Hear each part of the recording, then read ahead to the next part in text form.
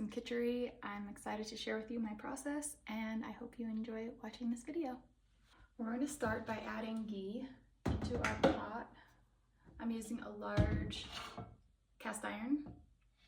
I'm going to put the heat on medium. Heat up the ghee, and then next is the spices.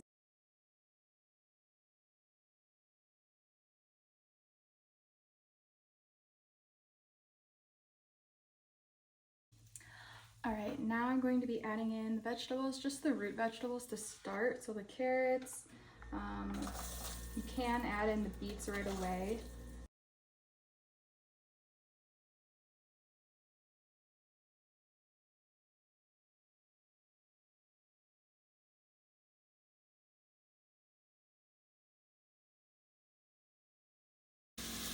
All right, now I'm adding in a handful of fresh ginger. This is probably like about 1.5 inches of ginger, grated, and just adding that in.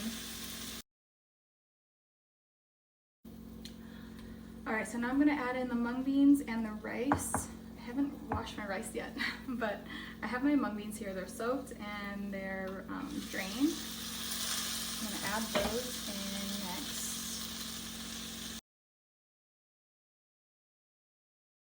And then the ratio I'm using is 1 cup of mung bean, and I'll probably use about 2/3 cup of rice and add the right amount of water. So kind of 2-to-1 water with the beans and then 2-to-1 water with the rice.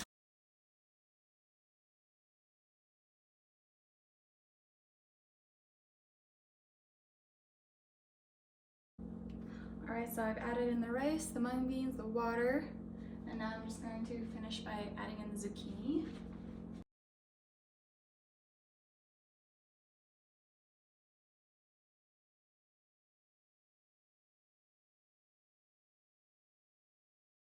I'm gonna put this on high. Once it gets to a really fast boil, then I'm going to turn it back down to low and let it simmer for about 30 minutes, and then it will be completely done. All right, y'all, so I put the burner down on low and I put it on a smaller burner, so it's like a 2 out of 9, and right now I'm just gonna put an eye on the clock. I just kind of eyeball it. Usually 35 minutes I'll check on it and make sure that it's not totally mush, because it did get to a really long fast boil. So now that it's on low, I'm just going to let it sit for a good 35 minutes, let the beans, the rice cook, and hopefully everything softens up perfectly. All right, it's been about 30 minutes and the kitchari looks perfect. I would say it's just a little bit tender, a little bit tough still, so I'm going to turn the heat off and I'm just gonna let it cook in the pot while it cools. I'll give you a little peek of how the kitchari turned out. So it's looking good. I used the fork to kind of loosen things up just to see like how much water is sitting on the bottom. There's not really much water at all. So that's my good indicator that everything's been absorbed, and I'm just gonna let everything still just seep a little bit longer off the heat, and yeah, it's good. We're all set. When I serve the kitchari, I'm going to, if I were gonna eat this fresh right away, I would add my greens now so that the greens can get softer, can remove all the oxalates, and then I always season with some fresh lime or lemon. I love adding a little extra sea salt that you saw. I've got my cilantro here, so I would chop a little bit of this on top for serving, and a little bit of sea salt, and of course adding a little bit more ghee on top.